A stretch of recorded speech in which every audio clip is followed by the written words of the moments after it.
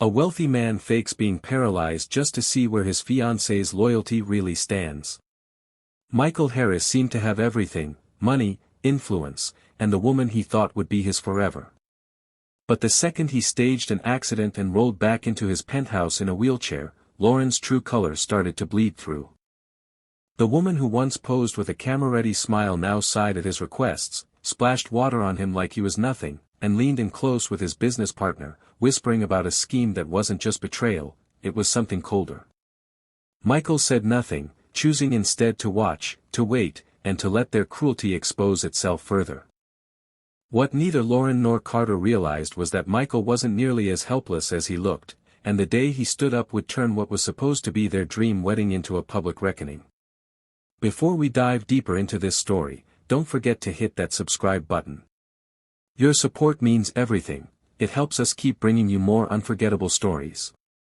Now, let's get started. On the morning of their engagement brunch, the penthouse carried the sharp scent of citrus polish and the warmth of freshly brewed coffee. Michael Harris, quiet billionaire, sleeves rolled, watch turned inward, moved through his own home like a guest. He tugged at a cuff, exhaled slowly, and stared at the city lights melting across the glass. Lauren Whitfield drifted in behind him, silk dress brushing against itself, perfume cutting the air with brightness. She smiled wide enough for the room, but not for him. It was the little things that gave her away first. When a server leaned in to top off her champagne, she tilted the glass without even glancing up, then swiped the rim with a linen napkin like his staff carried a disease. A florist murmured an apology for a late peony, and Lauren's jaw tightened before she replied. With that practiced anchorwoman voice that could turn commands into compliments, Michael felt her tone thump in his chest. He had fallen for the elegance, the smooth conversations, the drive that seemed to match his own ambition. But behind the spotlight, she floated further away. She scrolled through her phone in the elevator while the concierge greeted her by name. She forgot the driver's little boy had a birthday. She loved to say, "we," when the plans were glamorous, but it was always, "you," when something actually needed doing. Near the espresso machine, two baristas whispered under the cover of steam. "She's definitely pretty," one muttered, eyes on the cups. "Yeah, but the vibe's off," the other said quietly as milk hissed into foam. "He seems like a good guy. Hope he figures it out." Their words weren't sharp, just tired, the kind of tone people used when they'd learned how to read the weather. Michael told himself to show grace. Everyone had rough days, long weeks. He had trained himself to look for patterns, not isolated moments. But lately, those patterns had started stacking up. Small, precise, impossible to ignore. He noticed it when she steered him toward a photographer, her hand light at his back, her smile locked in place like armor.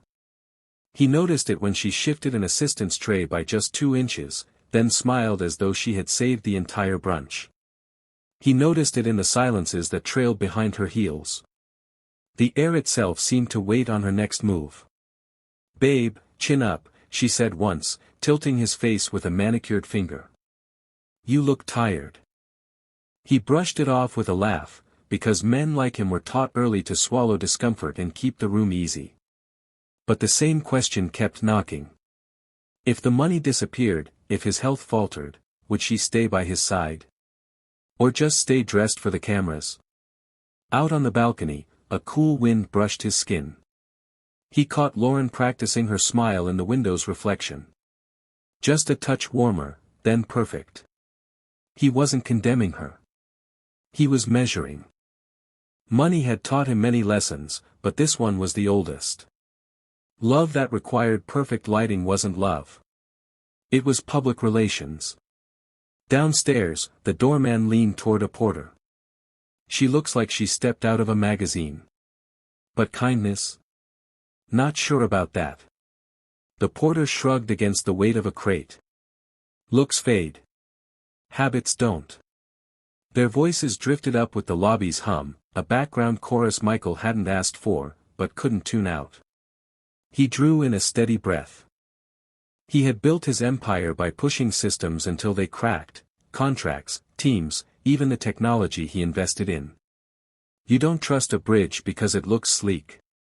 You trust it after you've driven heavy loads across it and it hasn't wavered. As the brunch glittered around him, a quiet decision started forming, one slow blink at a time. If the love was real, it would hold steady when the ground shifted. If it wasn't, the fall would show him everything he needed to know. He raised his glass, smiled for the cameras, and let the crowd believe in the fairy tale.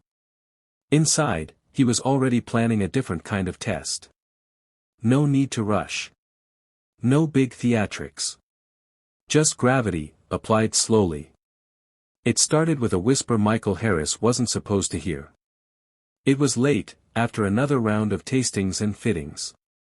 The house had finally quieted, but the chandeliers still radiated the heat of the day. Michael had wandered down a back hallway, looking for a pocket of silence, when voices drifted through the half-open study door. The first belonged to Lauren, smooth, clipped. It's almost finished. He's too distracted to notice. Marriage, divorce, the settlement, it'll all be mine. A man's laugh followed, low and unmistakable. His business partner, Carter Hale. Michael froze, every muscle tightening around the doorframe. Carter, the same man who once signed contracts with him in cramped offices, who'd stood as best man at a friend's wedding, now leaning close to his fiancée. You'll be set for life, Carter said. The prenup? He won't dare enforce it with the press watching. Lauren's reply was ice cold. Shame alone will paralyze him. And once I'm done, every inch of him will belong to us. Michael backed away without a sound, though his heart pounded against the hall like an echo chamber. Rage clawed at his throat, but discipline pressed it down. He had built an empire by reading markets, by knowing when to act and when to wait. This would be no different. Later in the kitchen, the maid, Rosa, caught his eye. She'd been clearing glasses near the study earlier and looked weighed down by what she knew. Sir, she began carefully. Michael raised a hand gently. I heard, he said. Relief and guilt tangled in her sigh. She nodded once, then returned to her work as though nothing had passed between them. By the next day, gossip trickled among the staff like water seeping through stone. She's after his money, whispered one near the pantry. You think he knows? Boss trusts too easy, murmured another by the garage. Wait, she'll show her real face. None dared say it to Michael, but their worried glances spoke volumes. He carried himself as though blind, but inside, he measured every detail, Carter's sudden closeness, Lauren's sharp tone with his team. He remembered the champagne toast, how she leaned into Carter's ear a little too long. Carter had patted his shoulder, grinning as he said, You're a lucky man, though the smile never reached his eyes. That night, Michael stood before his mirror, jacket undone, reflection heavy with thought. Betrayal wasn't a thunderclap. It was a slow leak that eventually flooded the room. He pressed his palms to the counter, steadied himself, and whispered under his breath, If you want the truth, let's see how deep it runs. The plan forming in his mind wasn't about revenge, it was about revelation. He would create a stage, not for their lies, but for their choices. Under pressure, they'd show themselves, the way glass shatters with a single tap. The next morning, his voice was calm as he told his driver to ease off near the gates, letting rumors of an accident start to spread. His assistant looked puzzled but nodded. Michael offered no explanation. You don't test a market by announcing you're testing it. You act, and then wait for the truth to surface. The mask of wealth, health, and control was about to crack, but only on his terms. Word spread carefully, just enough to sound believable, a car accident, a spinal fracture pressing on his nerves. Michael let the story move on its own, whispered through phone calls and sympathetic voices. By the time he returned home in a wheelchair, everything looked staged but felt seamless. No one questioned it. He had made sure of that. The first few days passed in steady contrast. His staff leaned in with care, fresh soups, gentle lifts over thresholds, the sort of kindness that asked for no thanks. Lauren, though, revealed herself almost immediately. At first, she said all the right things, but her eyes flickered with irritation whenever she thought he wasn't looking. One evening, when he asked for a glass of water, she sighed as though he'd requested gold. Again, she muttered, slamming the glass onto the table so hard it spilled over. Michael stayed silent. He didn't need her love staged for the cameras. He needed to see her unmasked in private. And every day, the mask slipped further. She walked ahead, leaving doors half shut so he struggled to pass. She abandoned him too long in the sun during a garden lunch.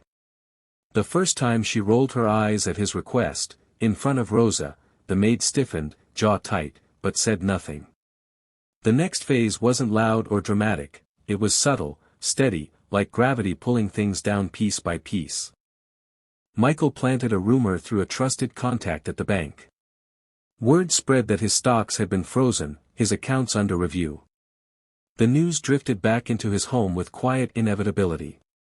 That evening, he watched Lauren scrolling through her phone, her jaw locked tight. "So," she said flatly, "how bad is it?"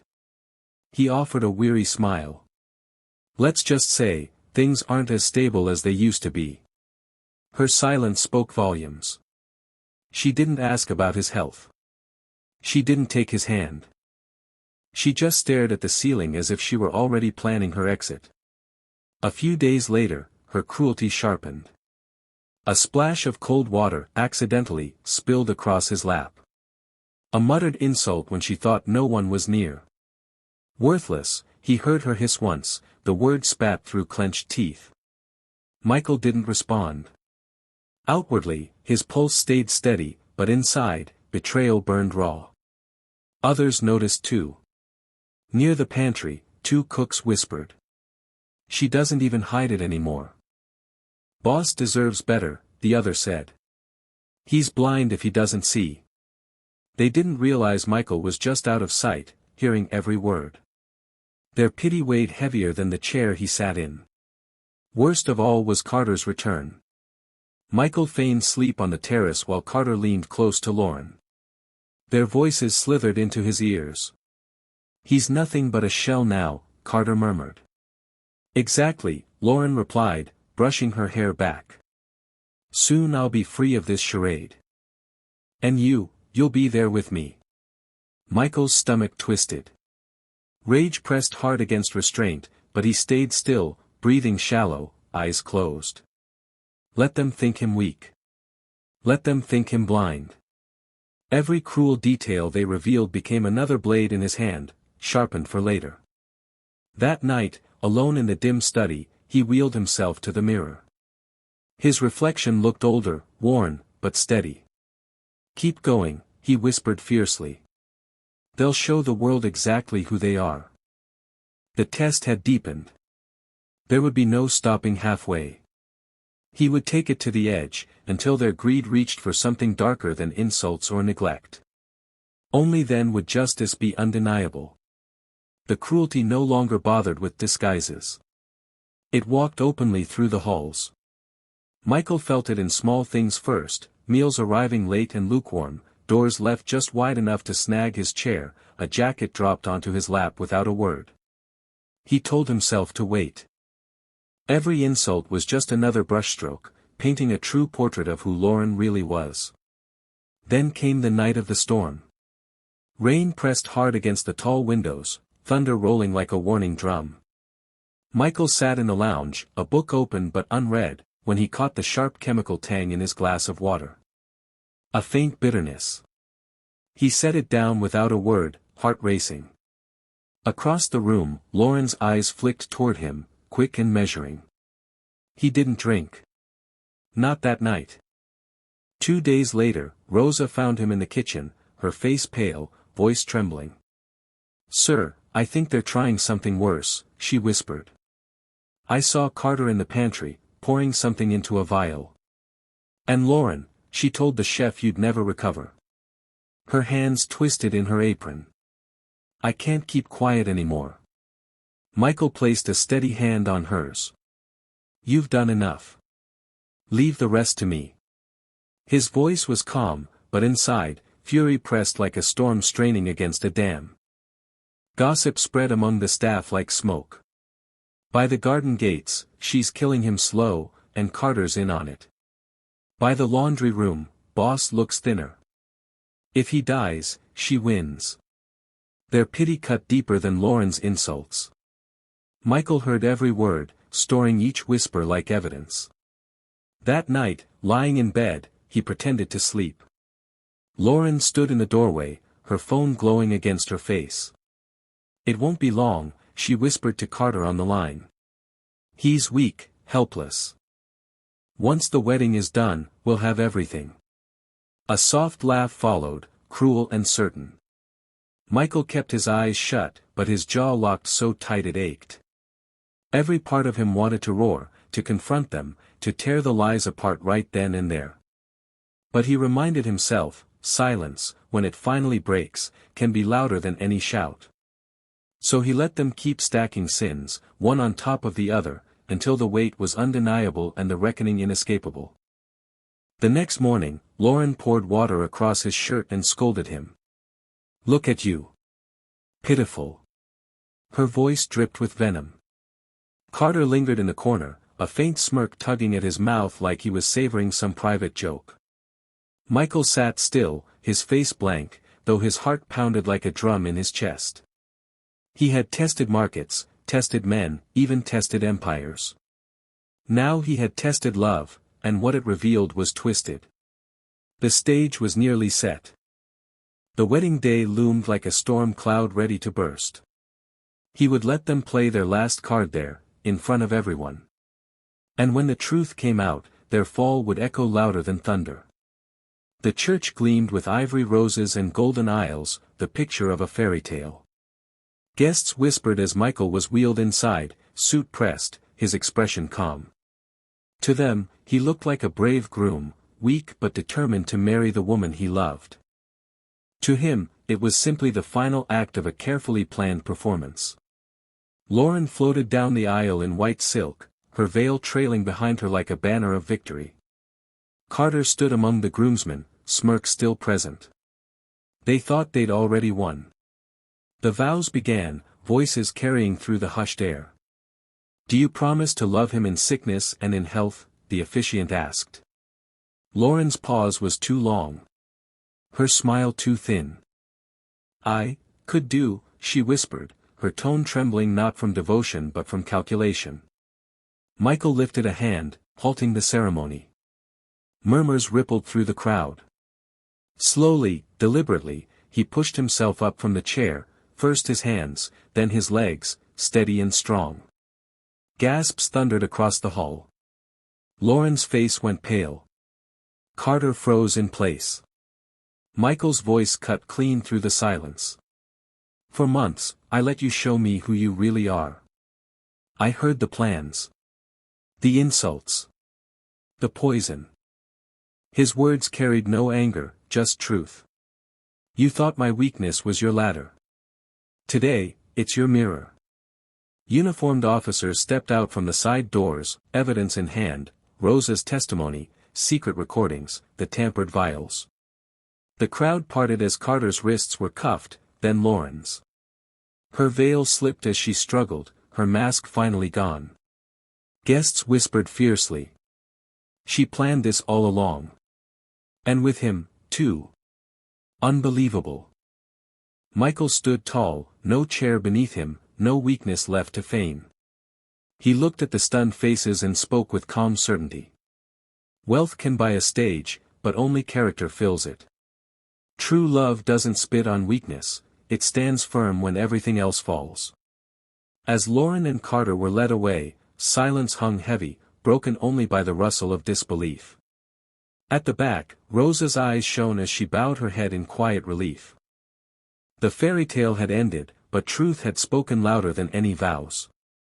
In the end, Michael proved that love isn't measured in riches, it's proven through loyalty, especially when the world thinks you're at your weakest.